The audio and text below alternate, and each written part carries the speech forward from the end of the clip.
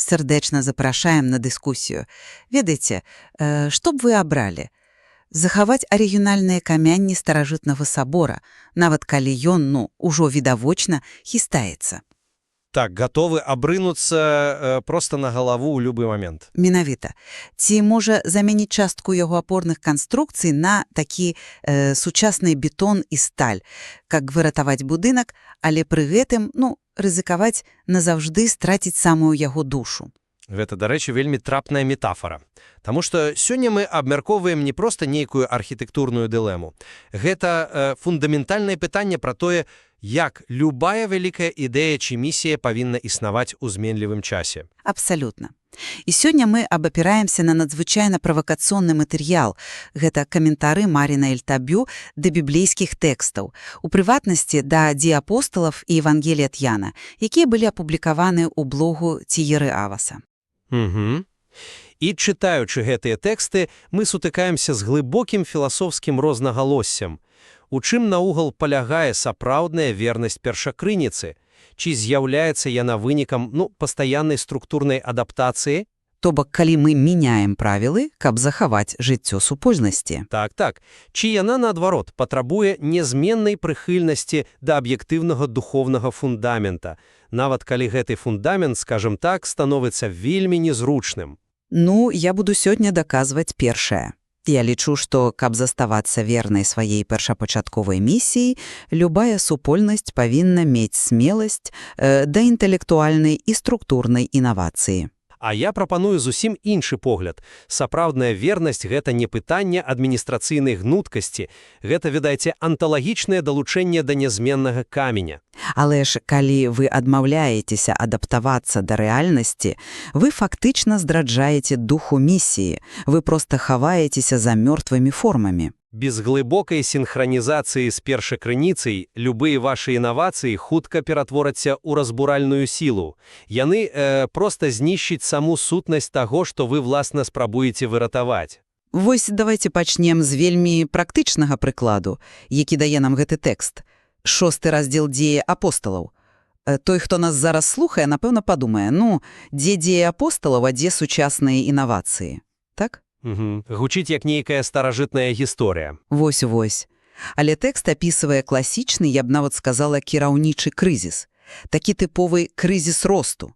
Ранняя супольнасць пашыраецца, і раптам пачынаецца ўнутраны канфлікт. Паміж грэкамоўнымі і іўрытамоўнымі вернікамі. Так, грэкамоўныя скаржацца, што іх удоваў абдзяляюць пры штодзённым размеркаванні ежы, то бок гэта не тэалагічная спрэчка пра прыроду Бога, гэта праблема размеркавання рэсурсаў, праблема, якая магла знішчыць усю місію знутры.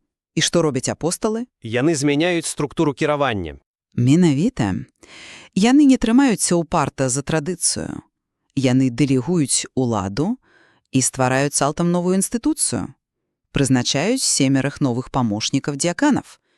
І, дарэчы, з грэчаскімі імёнамі, каб інтэграваць меншэнств. Так, гэта цікавая дэталь. Аўтарка каментарыяў тут робіць бліскучую выснову. Інавацыя не з'яўляецца недахопам вернасці. Наадварот, каб застацца вернымі галоўнай мэце, еднасці, ім давялося радыкальна змяніць кіраўнічую структуру. Выглядайце на гэта выключна як сацыолог або менеджер, які вырашае праблему ў аддзеле кадраў. Так, адміністрацыйны крызіс быў, але мы губім духовны выклік гэтай сітуацыі, калі зводзім усё да простага «яны памянялі правілы, каб усім было зручна». Але ж гэта менавіта тое, што яны зрабілі. Пачакайце, давайце звернемся да першага паслання Петра і Евангелія ад Яна, якія таксама аналізуюцца ў матэрыяле. Пётр выкарыстоўвае выраз «жывылі камені», з якіх будуецца духовны дом. Але, і гэта важна, гэты дом трымаецца выключна на адным канкрэтным вуглавым камені – на Хрысце. То бок вы хіляеце ў бок містыкі. Гэта не містыка, гэта аснова. Сутнасць вернасці заключаецца зусім не в інстытуцыйных маневрах. Яна у анталагічнай салідарнасці з гэтым каменем. Святы Аўгусцін яшчэ называў гэта цэласным Хрыстом. Пачакайце, вось давайце спынімся тут, бо мы пачынаем выкарыстоўваць вельмі, цяжкую тэрміналогію. Анталагічная салідарнасць, цэласны Хрыстос. Згодзін, гэта гучыць крыху акадэмічна. Для чалавека без філасофскай адукацыі гэта гучыць як поўная абстракцыя. Што канкрэтна вы маеце на ўвазе пад анталагічным далучэннем на практыцы? Як гэта працуе ў рэальным жыцці? Но гэта добрае пытанне. Анталогія – гэта вучэнне пра самое існаванне, пра прыроду рэчаў. Калі я кажу пра анталагічную салідарнасць, я маю на ўвазе, што наша сувязь з ісцінай павінна адбывацца на ўзроўні таго, кім мы, уласна, з'яўляемся, а не проста таго, што мы робім або якія правілы прыдумліваем сёння. То бок гэта глыбей за паводзіны. Абсалютна. Уявіце сабе руку і цела. Рука ж не проста вырашыла працаваць разам з целам па нейкім кантракце ці, адміністрацыйным правіле. Яна з'яўляецца часткай цела па сваёй прыродзе. Вось цэласны Хрыстос Аўгусціна – гэта менавіта такая ідэя. Чалавечства, якое духоўна аб'яднана з першакрынніцай як адзін арганізм. Гучыць прыгожа, але ж на практыцы. На практыцы гэта азначае, што калі будаўнікі засяроджваюцца толькі на тым, як зрабіць будынак больш, практычным ці палітычна стабільным, яны часта выкідваюць сам углавы камень, бо ён раптам не падходзіць пад іх чарговы бізнес-план. І тады ён становіцца каменем спатыкнення. Вернасць – гэта не прагматыка, гэта прыналежнасць да асновы. Я разумею логіку пра прыналежнасць, правда, але гэтая аснова павінна неяк дзейнічаць у фізычным свеце. Калі мы вяртаемся да таго канфлікту з удовамі ў Іерусаліме, тэкст прапануе вельмі моцную дэталь. Вось гэты моўны бар'ер быў адначасова і культурным бар'ерам. Вы пра розніцу паміж грэкамі і іудеямі. Так. Аўтарка прыводзіць цудоўную цытату. Яна кажа: «Мова – гэта сетка, накінутая на рэальнасць. Іншая мова азначала іншыя культурныя чаканні адносна таго, што такое ўвогуле справядлівасць. Грэкамоўныя вернікі жылі ў эліністычным свеце. Яны інакш разумелі сацыяльную дапамогу. Гэта вядома, розныя менталітэты. Вось, гэта не была проста праблема перакладу слоў. Гэта было сутыкненне двух сетак рэальнасці. І калі б апосталы сказалі: «Ведаеце што, мы павінны захаваць анталагічную салідарнасць і не будзем нічога мяняць, бо традыцыя – гэта наш вуглавы камень». Што б было? Вы лічыце, што яны б страцілі супольнасць? Грэкамоўныя ўдовы працягвалі б галадаць, і супольнасць бы проста развалілася. Каб захаваць сапраўдны дух вучення, ім давялося адмовіцца ад літары сваёй жа ранняй традыцыі. Я параўнала б гэта, з канстытуцыйным правам. Цікавае параўнанне. Дух супраць літары закону. Менавіта. Дух закону ў данным выпадку – гэта любоў і служэнне. Час ад часу павінен пераважаць над гістарычным тэкстам закону. Інавацыя – гэта ледзь не адзіны механізм, праз які аб'ектыўная ісціна можа выжыць, калі яна сутыкаецца з новымі сеткамі рэальнасці. Гэта важкі аргумент, я не спрачваюся. Але ці не бачыце вы тут велявірнай небяспекі? Вось гэты дух закону, які пастаянна пераважае над літарай. Гэта звучыць прыгожа ў тэорыі. А на практыцы? А на практыцы людзі вельмі хутка пачынаюць вызначаць гэты самы дух самастойна, абапіраючыся на свае бягучыя палітычныя ці эканамічныя патрэбы. І тэкст Евангелія ад Яна яскрава паказвае, да чаго гэта прыводзіць. Вучні Хрыста таксама мелі сваю власную сетку рэальнасці. Вы маеце на ўвазе іх чаканне адносна Месіі? Так. Яны хацелі палітычнага вызвалення ад рымлян, яны хацелі структурных змен, новай адміністрацыі, скажам так, прагматычнай рэвалюцыі. Паводле вашай логікі, Хрыстос павінен быў адаптавацца да гэтай новай рэальнасці, стаць такім палітычным лідарам, каб захаваць еднасць з імі. Але ён гэтага не зрабіў. Менавіта. Замест таго, каб задавальніць іх сацыяльныя запыты, ён наўмысна, я б нават сказаў даволі жорстка, разбурае гэтыя чаканні. Ён кажа: «Я у айцы і айцец у мне». Ён прапануе нешта цалкам непалітычнае. Ён не мяняе ісціну, каб ім было прасцей яе прыняць і інтэгравацца. То бок інавацыі павінны мець межы. Інавацыі маюць сэнс толькі тады, калі яны строга падпарадкаваны гэтай невымернай ісціне. Калі мы проста гуляем у дух Канстытуцыі, мы будуем свой уласны сабор, дзе ісціна – гэта ўжо не вуглавы камень, а проста зручны інструмент у нашых руках. Вы кажаце пра тое, што людзі пачынаюць вызначаць правілы самастойна і бачыце в этом пагрозу, такі хаос, але ж я бачу ў гэтым самую сутнасць чалавечай свабоды, якую, дарэчы, разглядае гэты тэкст. Свабоды рабіць што заўгодна са структурай. Не што заўгодна, а выбіраць. У матэрыяле згадваецца выдатны дэвіз святога Францыска Сальска. Нічога сілком, усё з любоўю. Разважаючы пра вуглавы камень, Пётр робіць вельмі дакладнае дразненне. Ён аддзяляе тых, хто свядома, разумееце, дае сваю веру, ад тых, хто адмаўляецца. То бок пытанне асабістага выбару. Так, адхіленне каменя, тое, што людзі аб яго спатыкаюцца, гэта ж не нейкае Божае прадвызначэнне. Гэта не так, што Бог стварыў сцэнарый, дзе адны запраграмованыя быць інаватарамі, а іншыя такімі кансерватарамі, якія пацярпяць няўдачу. Гэта вынік абсалютна свабоднага выбару. Свабоднага выбару прыняць або не прыняць ісціну. І здольнасць да адаптацыі, да змены ў адказ на боль ці несправядлівасць – гэта вышэйшая праява чалавечай свабоды ў дзеянні. Божы праект проста немагчымы без нашага актыўнага інтэлектуальнага ўдзелу. Мы павінны былі атрымаць права памыляцца і самастойна перабудоўваць структуру. Вось тут, ведаце, я б хацеў звярнуцца да таго, як аўтарка каментарыяў тлумачыць само паняцце свабоды. Таму што вы, мне здаецца, ставіце знак роўнасці паміж свабодай і аўтаноміяй. А гэта хіба не адно і тое ж у данным кантэксце? Магчымасць групы пастаянна выбіраць і мяняць формы кіравання. Зусім не. Каментарыі да Псалма 32 прапануюць зусім іншую рамку. Там абмяркоўваецца канцэпцыя страху Божага, якая, дарэчы, часта разумеецца цалкам неправільна. Аўтарка вызначае яго не як нейкі там жах перад пакараннем, а як надзею на яго любоў. Працягвайце. І так званыя праведнікі, па-габрэйску, хасідзім, это не проста маральна аўтаномныя людзі, якія сядзяць у нейкім парламенце і галасуюць, якія бы правілы ім змяніць сёння. Тэкст прапануе выдатную метафору. Праведнік – гэта чалавек, які цалкам настроены на Божы праект, як добра настроены музычны інструмент. Пачакайце, вось давайце разбером гэтую метафору з інструментам, таму што яна мяне, шчыра кажучы, насторожвае. Чым жа? Ну як чым? Струна на скрыпцы не мае ўласнай волі. Яна проста пасіўна рэагуе, калі па ёй б'юць або праводзяць смачком.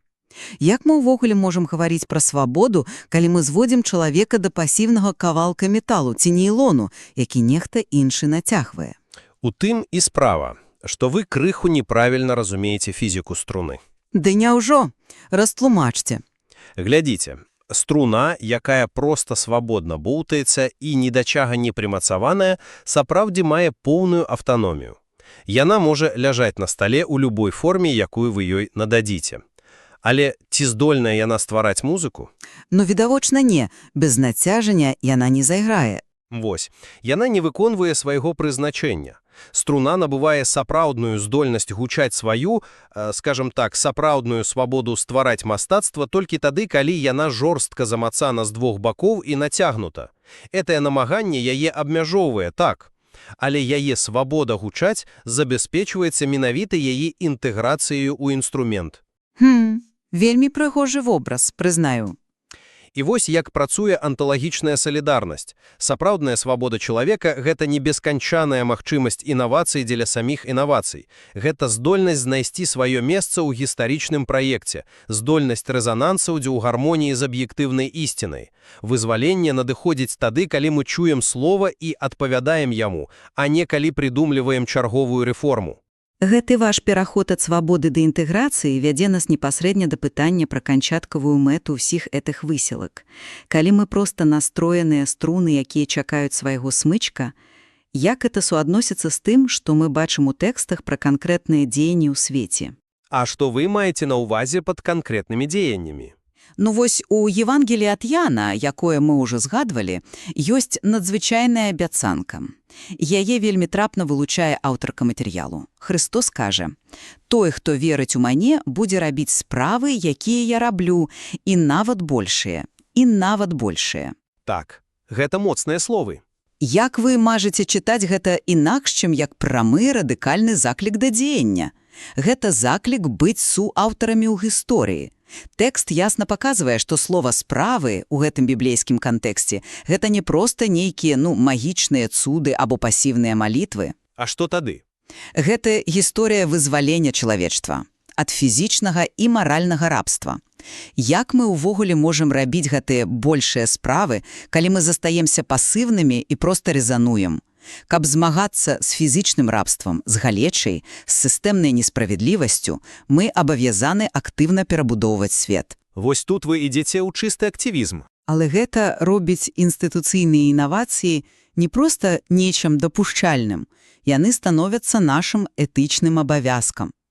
Гісторыя рухаецца наперад, мяніта дзякуючы здольнасці людзей змяняць структуры ў імя вышэйшага дабра.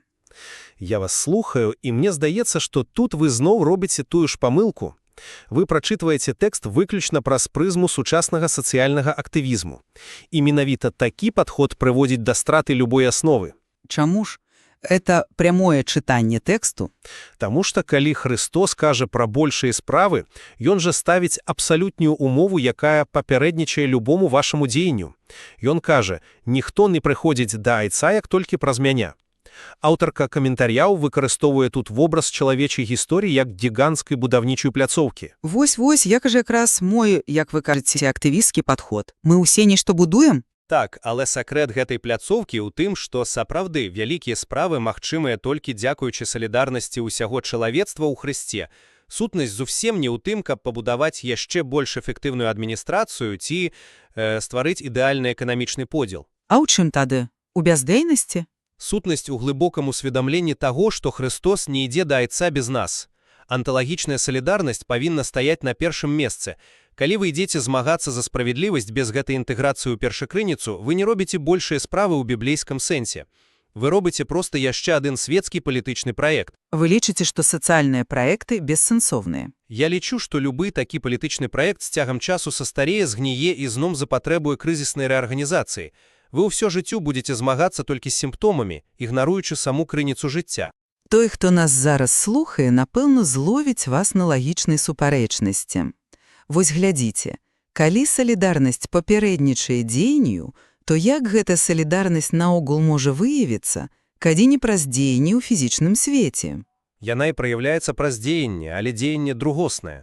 Але ж калі апосталы ўбачылі, што частка іх супольнасці пакутуе, яны ж не сабраліся ў кола і не сказалі: «Ой, давайте просто будзем памятаць пра нашу анталагічную салідарнасць і ціхенька резанаваць разам». Не, яны пайшлі і змянілі сістэму. Так, я з гэтымі не спрачаюся. Больш за тое, звярніце ўвагу на тое, што ў матэрыяле гаворыцца пра рэакцыю на самога Хрыста. Там ёсць выдатная думка.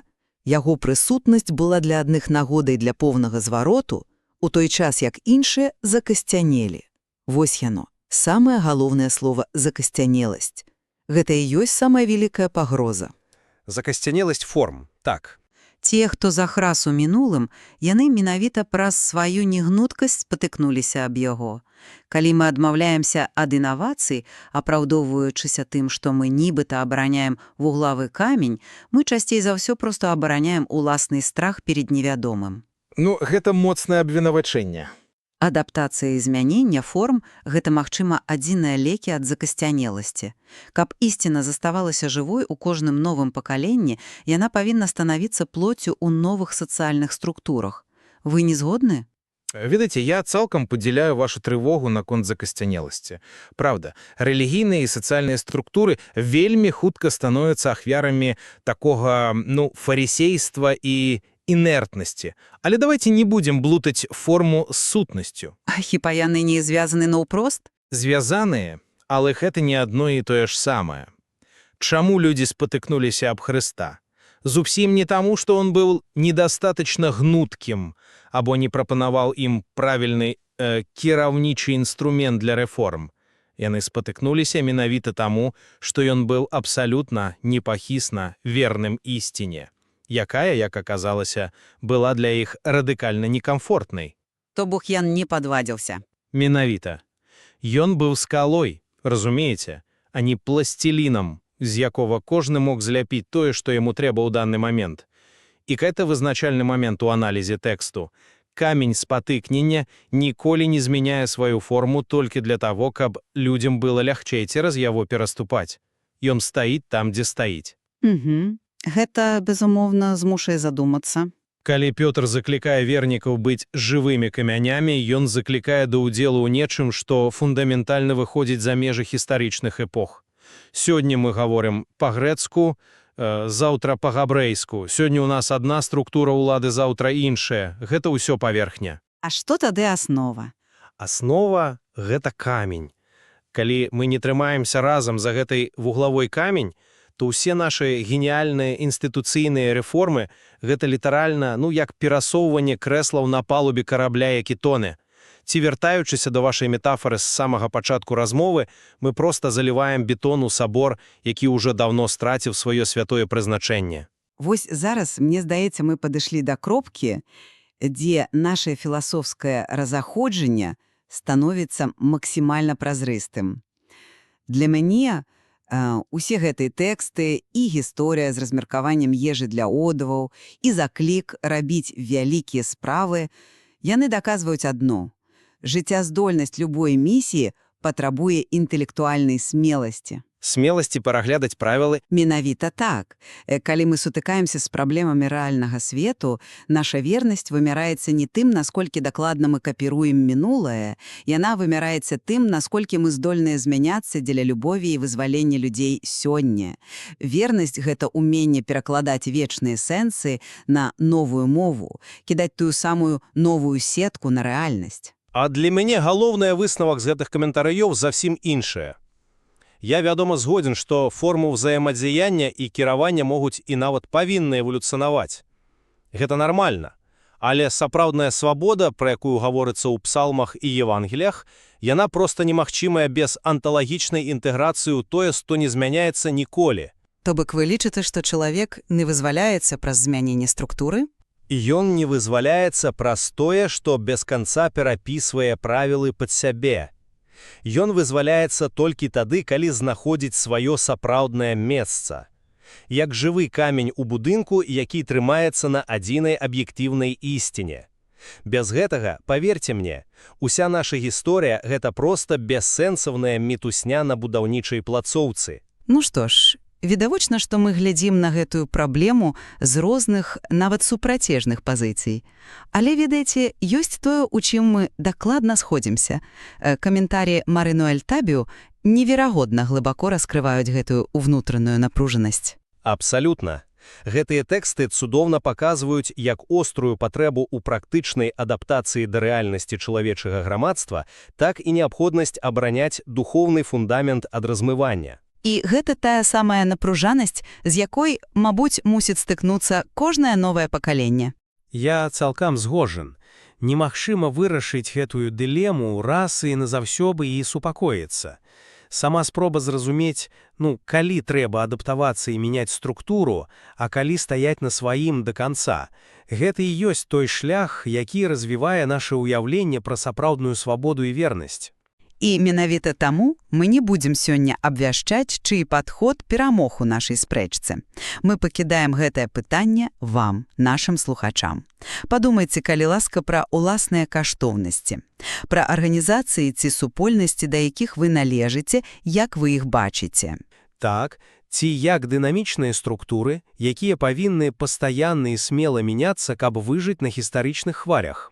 Ці магчыва, як глыбокія, непахісныя фундаменты, з якімі вам перш за ўсё неабходна ўнутрана сінхранізавацца, каб проста не згубіць саміх сябе. Узгадваючы той сабор з пачатку нашай размовы. Калі зямля пад ім пачне трэскацца, вы будзеце шукаць паратунак у архітэктурных інавацыях ці ў тым, каб яшчэ мацней абаперцяся на першапачатковы вуглавы камень. Выдатнае пытанне для роздуму. Мы шчыра заахвочваем вас працягваць чытаць гэтыя і іншыя тэксты, шукаць уласныя адказы і, галоўнае, не баяцца складных пытанняў.